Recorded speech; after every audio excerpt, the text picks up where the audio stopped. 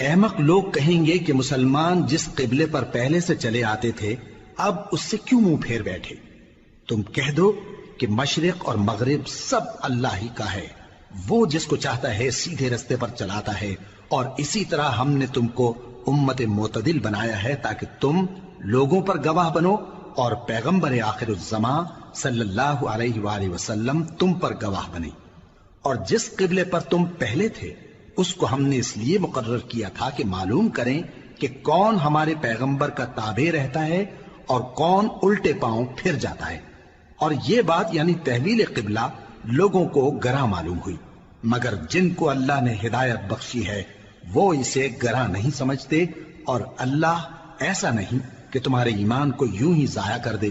اللہ تو لوگوں پر بڑا مہربان ہے، صاحب رحمت ہے۔ اے پیغمبر صلی اللہ علیہ وآلہ وسلم،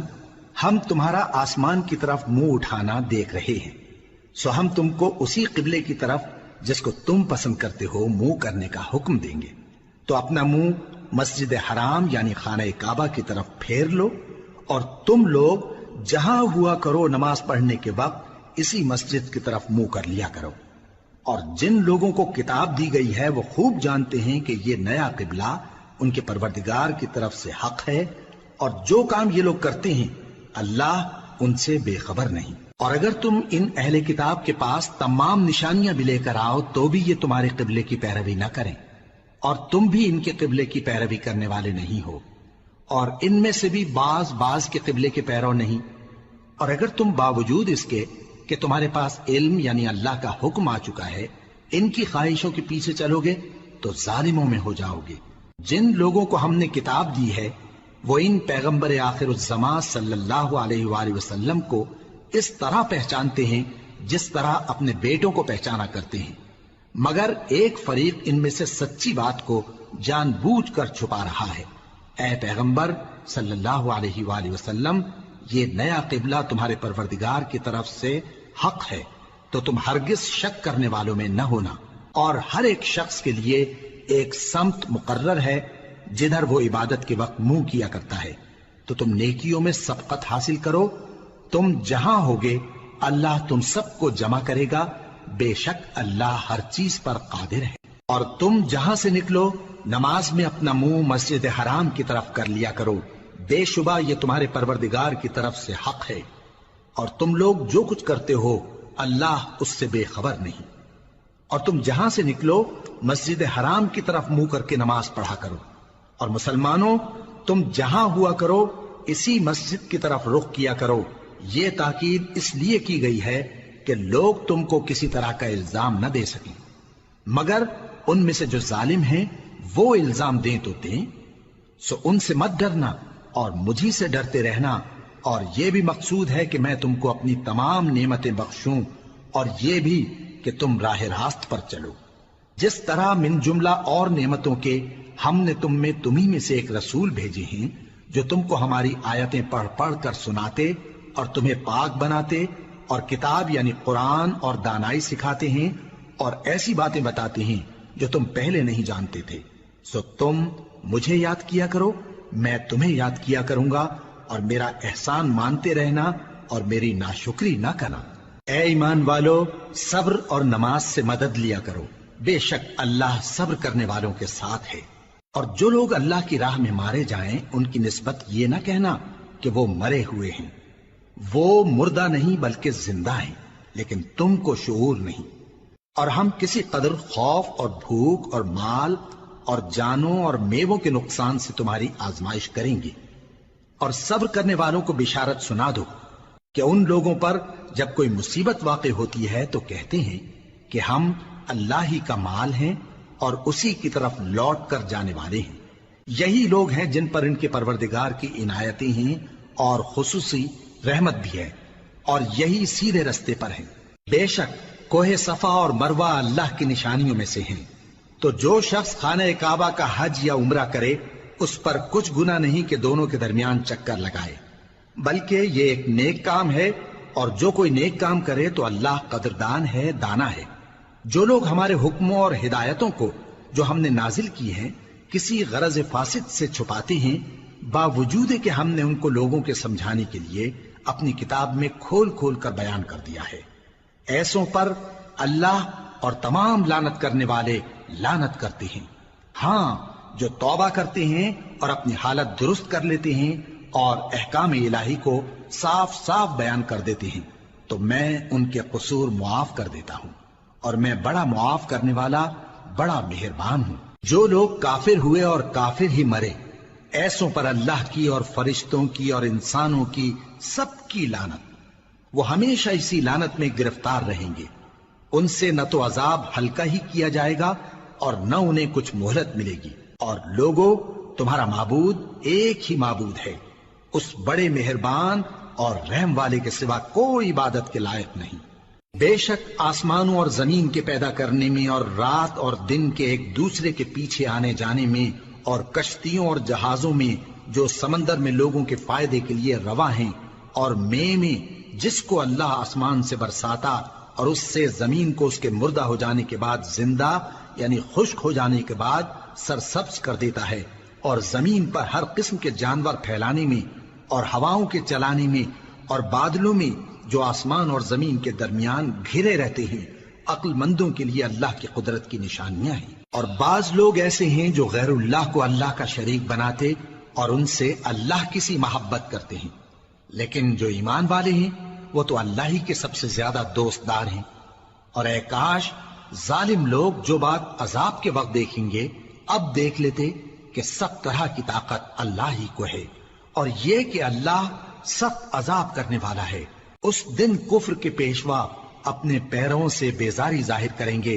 اور دونوں عذاب الہی دیکھ لیں گے اور ان کے آپس کے تعلقات منقطع ہو جائیں گے۔ یہ حال دیکھ کر پیروی کرنے والے حسرت سے کہیں گے کہ اے کاش ہمیں پھر دنیا میں جانا نصیب ہو، تاکہ جس طرح یہ ہم سے بیزار ہو رہے ہیں اسی طرح ہم بھی ان سے بیزار ہوں۔ اس طرح اللہ ان کے اعمال حسرت بنا کر دکھائے گا اور وہ دوزخ سے نکل نہیں سکیں گے۔ لوگوں، جو چیزیں زمین میں حلال طیب ہیں وہ کھاؤ، اور شیطان کے قدموں پر نہ چلو، وہ تمہارا کھلا دشمن ہے۔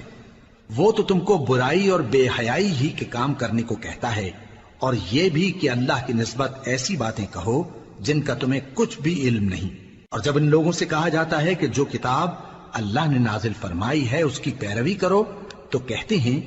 نہیں، بلکہ ہم تو اسی چیز کی پیروی کریں گے جس پر ہم نے اپنے باپ دادا کو پایا۔ بھلا اگرچہ ان کے باپ دادا نہ کچھ سمجھتے ہوں اور نہ سیدھے رستے پر ہوں، تب بھی وہ انہی کی تقلید کیے جائیں گے۔ جو لوگ کافر ہیں ان کی مثال اس شخص کی سی ہے جو کسی ایسی چیز کو آواز دے جو پکار اور آواز کے سوا کچھ سن نہ سکے۔ یہ بہرے ہیں، گونگے ہیں، اندھے ہیں کہ کچھ سمجھ ہی نہیں سکتے۔ اے اہل ایمان، جو پاکیزہ چیزیں ہم نے تم کو عطا فرمائی ہیں ان کو کھاؤ، اور اگر اللہ ہی کے بندے ہو تو اس کی نعمتوں کا شکر بھی ادا کرو۔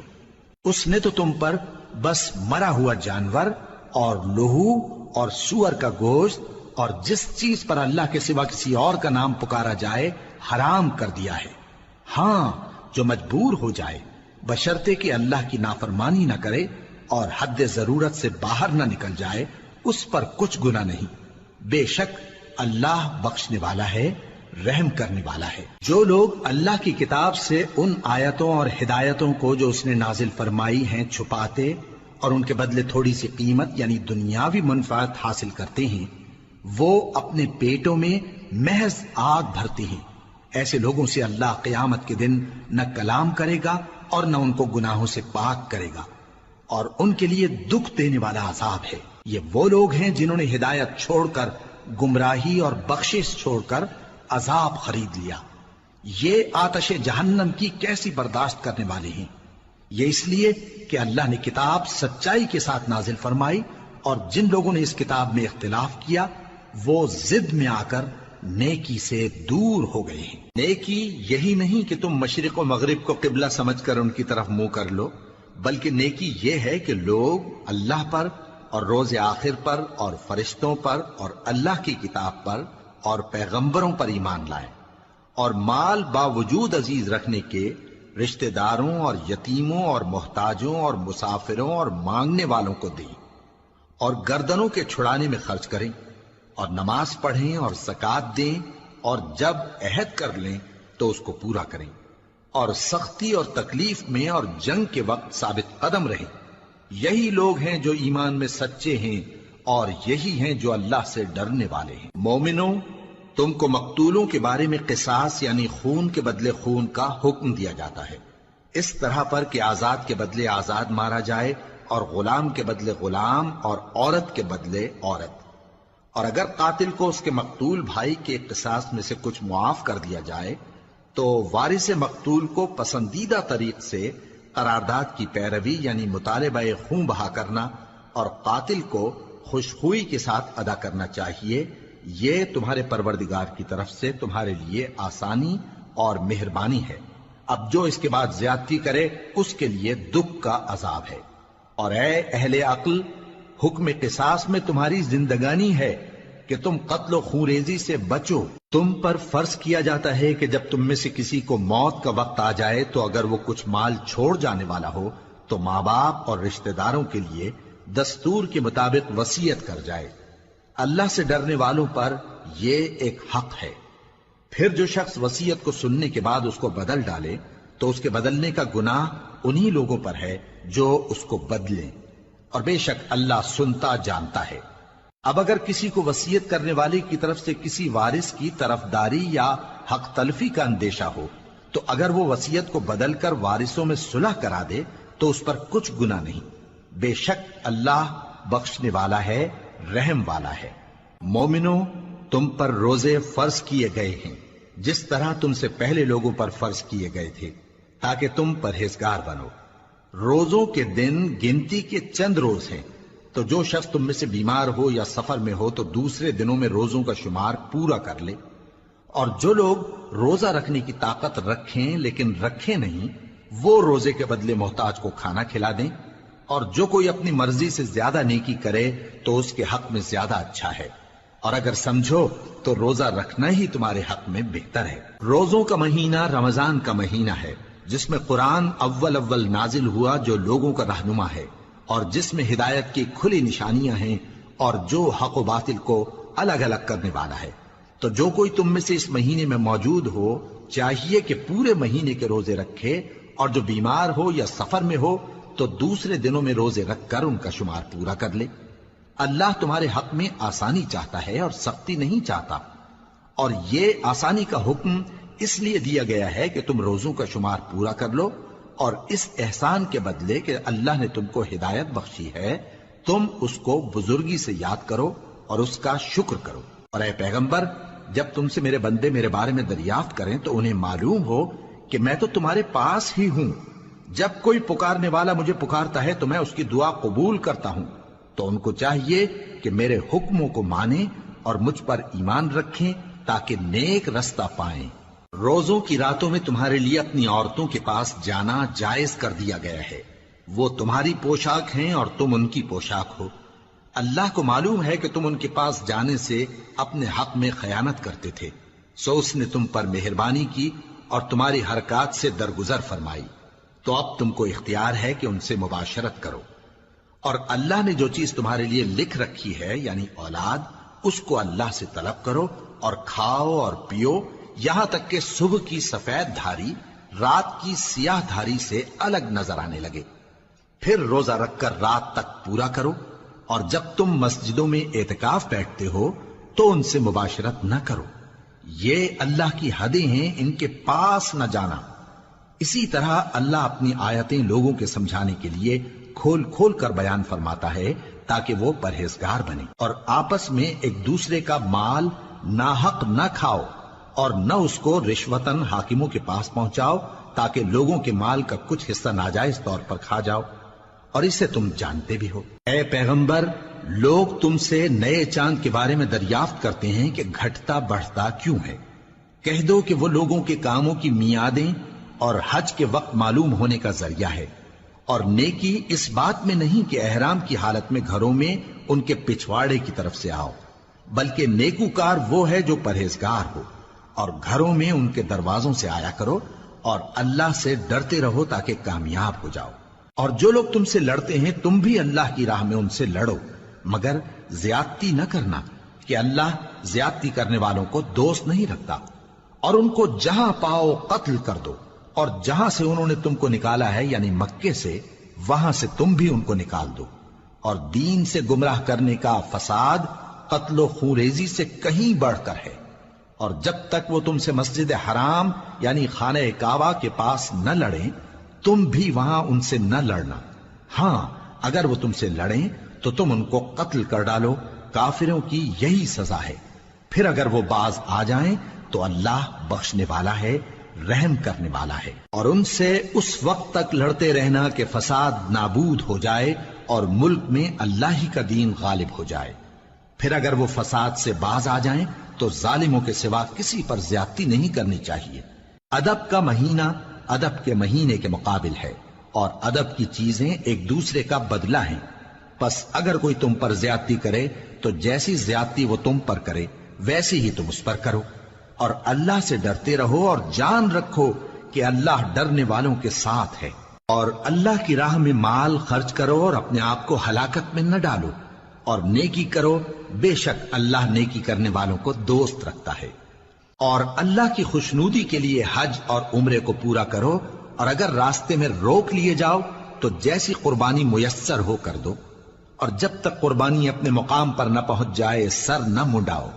اور اگر کوئی تم میں بیمار ہو یا اس کے سر میں کسی طرح کی تکلیف ہو تو اگر وہ سر منڈا لے تو اس کے بدلے روزے رکھے یا صدقہ دے یا قربانی کرے۔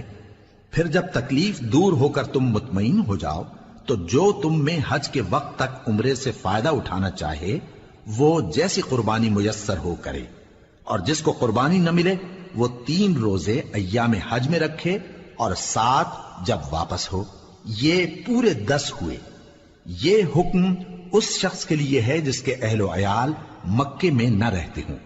اور اللہ سے ڈرتے رہو اور جان رکھو کہ اللہ سخت عذاب دینے والا ہے۔ حج کے مہینے معین ہیں جو معلوم ہیں، تو جو شخص ان مہینوں میں حج کی نیت کر لے تو حج کے دنوں میں نہ عورتوں سے اختلاط کرے، نہ کوئی برا کام کرے اور نہ کسی سے جھگڑے۔ اور جو نیک کام تم کرو گے وہ اللہ کو معلوم ہو جائے گا۔ اور زاد راہ یعنی رستے کا خرچ ساتھ لے جاؤ، کیونکہ بہترین زاد راہ پرہیزگاری ہے۔ اور اے اہل عقل، مجھی سے ڈرتے رہو، اس کا تمہیں کچھ گناہ نہیں کہ حج کے دنوں میں بذریعہ تجارت اپنے پروردگار سے روزی طلب کرو۔ اور جب عرفات سے واپس ہونے لگو تو مشعر حرام یعنی مزدلفہ میں اللہ کا ذکر کرو، اور اس طرح ذکر کرو جس طرح اس نے تم کو سکھایا، اور اس سے پیشتر تم لوگ ان طریقوں سے محض ناواقف تھے۔ پھر جہاں سے اور لوگ واپس ہوں وہیں سے تم بھی واپس ہو، اور اللہ سے بخشش مانگو، بے شک اللہ بخشنے والا ہے، رحمت کرنے والا ہے۔ پھر جب حج کے تمام ارکان پورے کر چکو تو مینا میں اللہ کو یاد کرو جس طرح اپنے باپ دادا کو یاد کیا کرتے تھے، بلکہ اس سے بھی زیادہ۔ اور بعض لوگ ایسے ہیں جو اللہ سے التجا کرتے ہیں کہ اے پروردگار، ہم کو جو دینا ہے دنیا ہی میں دے دے، اور ایسے لوگوں کا آخرت میں کچھ حصہ نہیں۔ اور بعض ایسے ہیں کہ دعا کرتے ہیں کہ پروردگار ہم کو دنیا میں بھی نعمت عطا فرما اور آخرت میں بھی نعمت بخشیو اور دوزخ کے عذاب سے محفوظ رکھیو۔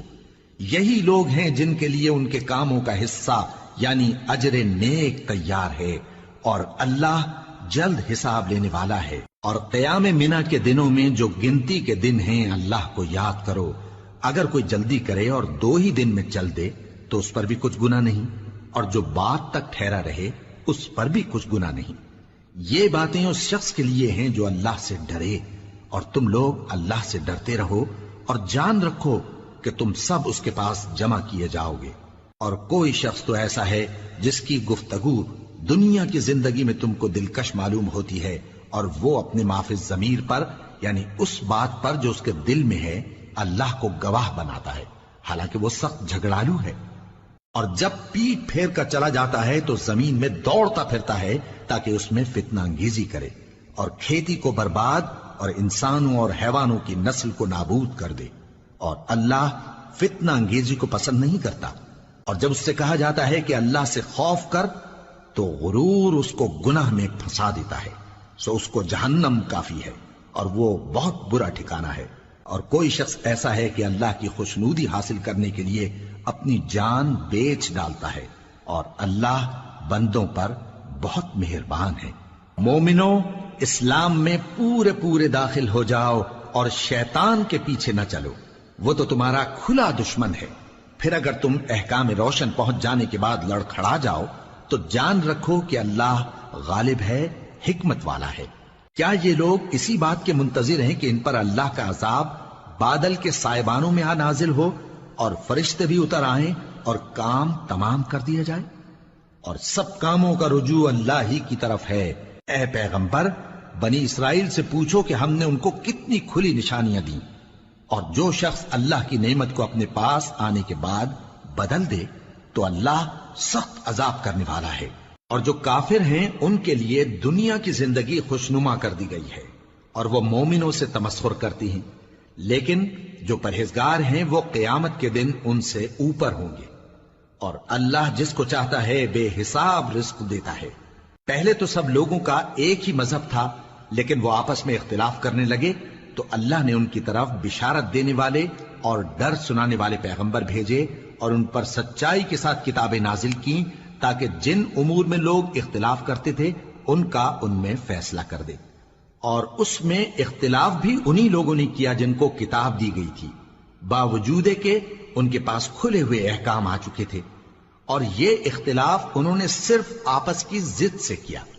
تو جس امر حق میں وہ اختلاف کرتے تھے اللہ نے اپنی مہربانی سے مومنوں کو اس کی راہ دکھا دی، اور اللہ جس کو چاہتا ہے سیدھا رستہ دکھا دیتا ہے۔ کیا تم یہ خیال کرتے ہو کہ یوں ہی بہشت میں داخل ہو جاؤ گے، اور ابھی تم کو پہلے لوگوں کی سی مشکلیں تو پیش آئی ہی نہیں؟ ان کو بڑی بڑی سختیاں اور تکلیفیں پہنچیں، اور وہ صعوبتوں میں ہلا ہلا دیے گئے، یہاں تک کہ پیغمبر اور مومن لوگ جو ان کے ساتھ تھے سب پکار اٹھے کہ کب اللہ کی مدد آئے گی۔ دیکھو اللہ کی مدد ان قریب آیا چاہتی ہے۔ اے نبی، لوگ تم سے پوچھتے ہیں کہ اللہ کی راہ میں کس طرح کا مال خرچ کریں۔ کہہ دو کہ جو چاہو خرچ کرو، لیکن جو مال خرچ کرنا چاہو وہ درجہ بدرجہ اہل استحقاق یعنی ماں باپ کو اور قریب کے رشتہ داروں کو اور یتیموں کو اور محتاجوں کو اور مسافروں کو سب کو دو، اور جو بھلائی تم کرو گے اللہ اس کو جانتا ہے۔ مسلمانوں، تم پر اللہ کے رستے میں لڑنا فرض کر دیا گیا ہے، اور وہ تمہیں ناگوار تو ہوگا، مگر عجب نہیں کہ ایک چیز تم کو بری لگے اور وہ تمہارے حق میں بھلی ہو، اور عجب نہیں کہ ایک چیز تم کو بھلی لگے اور وہ تمہارے لیے مضر ہو، اور ان باتوں کو اللہ ہی بہتر جانتا ہے اور تم نہیں جانتے۔ اے پیغمبر، لوگ تم سے عزت والے مہینوں میں لڑائی کرنے کے بارے میں دریافت کرتے ہیں، کہہ دو کہ ان میں لڑنا بڑا گناہ ہے، اور اللہ کی راہ سے روکنا اور اس سے کفر کرنا اور مسجد حرام یعنی خانہ کعبہ میں جانے سے بند کرنا اور اہل مسجد کو اس میں سے نکال دینا جو یہ کفار کرتے ہیں، اللہ کے نزدیک اس سے بھی زیادہ گناہ ہے، اور فتنہ انگیزی خونریزی سے بھی بڑھ کر ہے۔ اور یہ لوگ ہمیشہ تم سے لڑتے رہیں گے، یہاں تک کہ اگر مقدور رکھیں تو تم کو تمہارے دین سے پھیر دیں، اور جو کوئی تم میں سے اپنے دین سے پھر کر کافر ہو جائے گا اور کافر ہی مرے گا تو ایسے لوگوں کے اعمال دنیا اور آخرت دونوں میں برباد ہو جائیں گے، اور یہی لوگ دوزخ میں جانے والے ہیں جس میں ہمیشہ رہیں گے۔ جو لوگ ایمان لائے اور اللہ کے لیے وطن چھوڑ گئے اور کفار سے جنگ کرتے رہے وہی اللہ کی رحمت کے امیدوار ہیں، اور اللہ بخشنے والا ہے، رحمت کرنے والا ہے۔ اے پیغمبر، لوگ تم سے شراب اور جوئے کا حکم دریافت کرتے ہیں، کہہ دو کہ ان میں گناہ بڑے ہیں اور لوگوں کے لیے کچھ فائدے بھی ہیں، مگر ان کے گناہ فائدوں سے کہیں زیادہ ہیں۔ اور یہ بھی تم سے پوچھتے ہیں کہ اللہ کی راہ میں کون سا مال خرچ کریں، کہہ دو کہ جو ضرورت سے زیادہ ہو۔ اس طرح اللہ تمہارے لیے اپنے احکام کھول کھول کر بیان فرماتا ہے تاکہ تم سوچو، یعنی دنیا اور آخرت کی باتوں میں غور کرو۔ اور تم سے یتیموں کے بارے میں بھی دریافت کرتے ہیں، کہہ دو کہ ان کی حالت کی اصلاح بہت اچھا کام ہے، اور اگر تم ان سے مل جل کر رہنا یعنی خرچ اکٹھا رکھنا چاہو تو وہ تمہارے بھائی ہیں، اور اللہ خوب جانتا ہے کہ خرابی کرنے والا کون ہے اور اصلاح کرنے والا کون۔ اور اگر اللہ چاہتا تو تم کو تکلیف میں ڈال دیتا، بے شک اللہ غالب ہے، حکمت والا ہے۔ اور مومنوں مشرک عورتوں سے جب تک وہ ایمان نہ لائیں نکاح نہ کرنا، کیونکہ مشرک عورت خواہ تم کو کیسی ہی بھلی لگے اس سے مومن لونڈی بہتر ہے۔ اور اسی طرح مشرک مرد جب تک ایمان نہ لائیں مومن عورتوں کو ان کی زوجیت میں نہ دینا،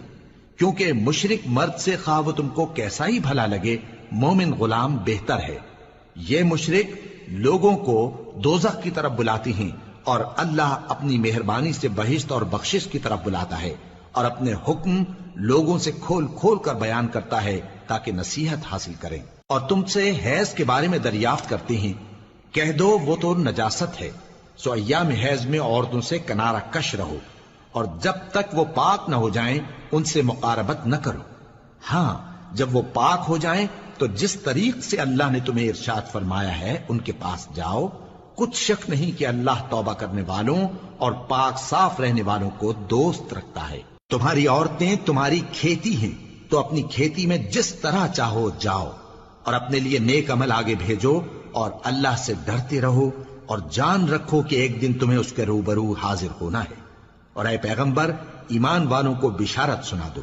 اور اللہ کے نام کو اس بات کا ہیلا نہ بنانا کہ اس کی قسمیں کھا کھا کر سلوک کرنے اور پرہیزگاری کرنے اور لوگوں میں صلح و سازگاری کرانے سے رک جاؤ،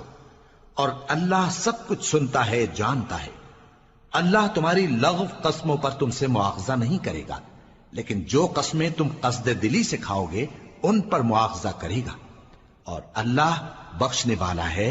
بردبار ہے۔ جو لوگ اپنی عورتوں کے پاس جانے کی قسم کھا لیں ان کو 4 مہینے تک انتظار کرنا چاہیے۔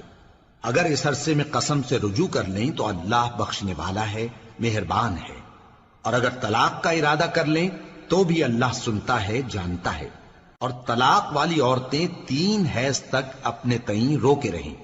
اور اگر وہ اللہ اور روز قیامت پر ایمان رکھتی ہیں تو ان کو جائز نہیں کہ اللہ نے جو کچھ ان کے شکم میں پیدا کیا ہے اس کو چھپائیں، اور ان کے خاوند اگر پھر موافقت چاہیں تو اس مدت میں وہ ان کو اپنی زوجیت میں لے لینے کے زیادہ حقدار ہیں۔ اور عورتوں کا حق مردوں پر ویسا ہی ہے جیسے دستور کے مطابق مردوں کا حق عورتوں پر ہے، البتہ مردوں کو عورتوں پر 1 درجہ فضیلت ہے، اور اللہ غالب ہے، صاحب حکمت ہے۔ طلاق صرف 2 بار ہے، یعنی جب 2 دفعہ طلاق دے دی جائے تو پھر عورتوں کو یا تو بطریق شائستہ نکاح میں رہنے دینا ہے یا بھلائی کے ساتھ چھوڑ دینا، اور یہ جائز نہیں کہ جو مہر تم ان کو دے چکے ہو اس میں سے کچھ واپس لے لو۔ ہاں اگر زن و شوہر کو خوف ہو کہ وہ اللہ کی حدوں کو قائم نہیں رکھ سکیں گے تو اگر عورت خاوند کے ہاتھ سے رہائی پانے کے بدلے میں کچھ دے ڈالے تو دونوں پر کچھ گناہ نہیں۔ یہ اللہ کی مقرر کی ہوئی حدیں ہیں، ان سے باہر نہ نکلنا، اور جو لوگ اللہ کی حدوں سے باہر نکل جائیں گے وہ گناہگار ہوں گے۔ پھر اگر شوہر 2 طلاقوں کے بعد تیسری طلاق عورت کو دے دے تو اس کے بعد جب تک عورت کسی دوسرے شخص سے نکاح نہ کر لے اس پہلے شوہر پر حلال نہ ہوگی۔ ہاں اگر دوسرا خاوند بھی طلاق دے دے اور عورت اور پہلا خاوند پھر ایک دوسرے کی طرف رجوع کر لیں تو ان پر کچھ گناہ نہیں، بشرطے کہ دونوں یقین کریں کہ اللہ کی حدوں کو قائم رکھ سکیں گے، اور یہ اللہ کی حدیں ہیں، ان کو وہ ان لوگوں کے لیے بیان فرماتا ہے جو علم رکھتے ہیں۔ اور جب تم عورتوں کو 2 دفعہ طلاق دے چکو اور ان کی عدت پوری ہو جائے تو انہیں یا تو حسن سلوک سے نکاح میں رہنے دو یا بطریق شائستہ رخصت کر دو، اور اس نیت سے ان کو نکاح میں نہ رہنے دینا چاہیے کہ انہیں تکلیف دو اور ان پر زیادتی کرو، اور جو ایسا کرے گا وہ اپنا ہی نقصان کرے گا۔ اور اللہ کے احکام کو ہنسی اور کھیل نہ بناؤ، اور اللہ نے تم کو جو نعمتیں بخشی ہیں اور تم پر جو کتاب اور دانائی کی باتیں نازل کی ہیں جن سے وہ تمہیں نصیحت فرماتا ہے ان کو یاد کرو، اور اللہ سے ڈرتے رہو، اور جان رکھو کہ اللہ ہر چیز سے واقف ہے۔ اور جب تم عورتوں کو طلاق دے چکو اور ان کی عدت پوری ہو جائے تو ان کو اپنے شوہروں کے ساتھ جب وہ آپس میں جائز طور پر راضی ہو جائیں نکاح کرنے سے مت روکو۔ اس حکم سے اس شخص کو نصیحت کی جاتی ہے جو تم میں اللہ اور روز آخر پر یقین رکھتا ہے، یہ تمہارے لیے نہایت خوب اور بہت پاکیزگی کی بات ہے، اور اللہ جانتا ہے اور تم نہیں جانتے۔ اور مائیں اپنے بچوں کو پورے 2 سال دودھ پلائیں یہ حکم اس شخص کے لیے ہے جو پوری مدت تک دودھ پلوانا چاہے، اور دودھ پلانے والی ماؤں کا کھانا اور کپڑا دستور کے مطابق باپ کے ذمے ہوگا۔ کسی شخص کو اس کی طاقت سے زیادہ تکلیف نہیں دی جاتی، تو یاد رکھو کہ نہ تو ماں کو اس کے بچے کے سبب نقصان پہنچایا جائے اور نہ باپ کو اس کی اولاد کی وجہ سے نقصان پہنچایا جائے، اور اسی طرح نان و نفقہ بچے کے وارث کے ذمے ہے۔ اور اگر دونوں یعنی ماں باپ آپس کی رضامندی اور صلاح سے بچے کا دودھ چھڑانا چاہیں تو ان پر کچھ گناہ نہیں، اور اگر تم اپنی اولاد کو دودھ پلوانا چاہو تو تم پر کچھ گناہ نہیں، بشرطے کہ تم دودھ پلانے والیوں کو دستور کے مطابق ان کا حق جو تم نے دینا کیا تھا دے دو، اور اللہ سے ڈرتے رہو اور جان رکھو کہ جو کچھ تم کرتے ہو اللہ اس کو دیکھ رہا ہے۔ اور جو لوگ تم میں سے مر جائیں اور عورتیں چھوڑ جائیں تو وہ عورتیں 4 مہینے اور 10 دن اپنے آپ کو روکے رہیں، اور جب یہ عدت پوری کر چکیں اور اپنے حق میں پسندیدہ کام یعنی نکاح کر لیں تو تم پر کچھ گناہ نہیں، اور اللہ تمہارے سب کاموں سے واقف ہے۔ اگر تم اشارے کنائے میں عورتوں کو نکاح کا پیغام بھیجو یا نکاح کی خواہش کو اپنے دلوں میں مخفی رکھو تو تم پر کچھ گناہ نہیں۔ اللہ کو معلوم ہے کہ تم ان سے نکاح کا ذکر کرو گے، مگر ایام عدت میں اس کے سوا کے دستور کے مطابق کوئی بات کہہ دو، پوشیدہ طور پر ان سے قول و قرار نہ کرنا، اور جب تک عدت پوری نہ ہو لے نکاح کا پختہ ارادہ نہ کرنا، اور جان رکھو کہ جو کچھ تمہارے دلوں میں ہے اللہ کو سب معلوم ہے، تو اس سے ڈرتے رہو اور جان رکھو کہ اللہ بخشنے والا ہے، حلم والا ہے۔ اور اگر تم عورتوں کو ان کے پاس جانے یا ان کا مہر مقرر کرنے سے پہلے طلاق دے دو تو تم پر کچھ گناہ نہیں، ہاں ان کو دستور کے مطابق کچھ خرچ ضرور دو، یعنی مقدور والا اپنے مقدور کے مطابق دے اور تنگ دست اپنی حیثیت کے مطابق۔ نیک لوگوں پر یہ ایک طرح کا حق ہے۔ اور اگر تم عورتوں کو ان کے پاس جانے سے پہلے طلاق دے دو لیکن مہر مقرر کر چکے ہو تو آدھا مہر دینا ہوگا۔ ہاں اگر عورتیں مہر بخش دیں یا مرد جن کے ہاتھ میں عقد نکاح ہے اپنا حق چھوڑ دیں اور پورا مہر دے دیں تو ان کو اختیار ہے، اور اگر تم مرد لوگ ہی اپنا حق چھوڑ دو تو یہ پرہیزگاری کی بات ہے، اور آپس میں بھلائی کرنے کو فراموش نہ کرنا۔ کچھ شک نہیں کہ اللہ تمہارے سب کاموں کو دیکھ رہا ہے۔ مسلمانوں، سب نمازیں خصوصاً بیچ کی نماز یعنی نماز عصر پورے اہتمام کے ساتھ ادا کرتے رہو اور اللہ کے آگے ادب سے کھڑے رہا کرو۔ پھر اگر تم خوف کی حالت میں ہو تو پیادے یا سوار جس حال میں ہو نماز پڑھ لو۔ پھر جب امن و اطمینان ہو جائے تو جس طریق سے اللہ نے تم کو سکھایا ہے جو تم پہلے نہیں جانتے تھے اللہ کو یاد کرو۔ اور جو لوگ تم میں سے مر جائیں اور عورتیں چھوڑ جائیں وہ اپنی عورتوں کے حق میں وصیت کر جائیں کہ ان کو 1 سال تک خرچ دیا جائے اور گھر سے نہ نکالی جائیں، ہاں اگر وہ خود گھر سے چلی جائیں اور اپنے حق میں پسندیدہ کام یعنی نکاح کر لیں تو تم پر کچھ گناہ نہیں، اور اللہ زبردست ہے، حکمت والا ہے۔ اور مطلقہ عورتوں کو بھی دستور کے مطابق نان و نفقہ دینا چاہیے، پرہیزگاروں پر یہ بھی حق ہے۔ اسی طرح اللہ اپنے احکام تمہارے لیے بیان فرماتا ہے تاکہ تم سمجھو۔ بھلا تم نے ان لوگوں کو نہیں دیکھا جو شمار میں ہزاروں ہی تھے اور موت کے ڈر سے اپنے گھروں سے نکل بھاگے تھے، تو اللہ نے ان کو حکم دیا کہ مر جاؤ، پھر ان کو زندہ بھی کر دیا۔ کچھ شک نہیں کہ اللہ لوگوں پر مہربانی رکھتا ہے، لیکن اکثر لوگ شکر نہیں کرتے۔ اور مسلمانوں، اللہ کی راہ میں جہاد کرو اور جان رکھو کہ اللہ سب کچھ سنتا ہے، سب کچھ جانتا ہے۔ کون ہے کہ اللہ کو قرض حسنہ دے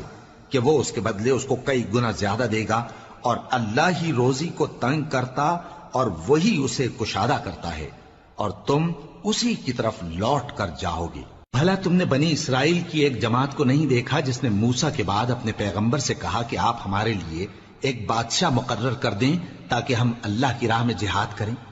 پیغمبر نے کہا کہ اگر تم کو جہاد کا حکم دیا جائے تو ایسا تو نہیں کہ لڑنے سے پہلو تہی کرو۔ وہ کہنے لگے کہ ہم اللہ کی راہ میں کیوں نہ لڑیں گے جبکہ ہم وطن سے خارج اور بال بچوں سے جدا کر دیے گئے۔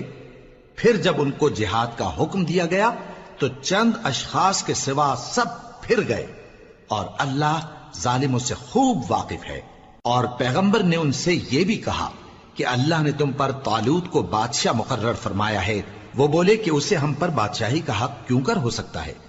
اس سے بڑھ کر بادشاہی کے مستحق تو ہم ہیں، اور اس کے پاس تو بہت سی دولت بھی نہیں۔ پیغمبر نے کہا کہ اللہ نے اس کو تم پر فضیلت دی ہے اور بادشاہی کے لیے منتخب فرمایا ہے۔ اس نے اسے علم بھی بہت سا بخشا ہے اور تن و توش بھی بڑا عطا کیا ہے،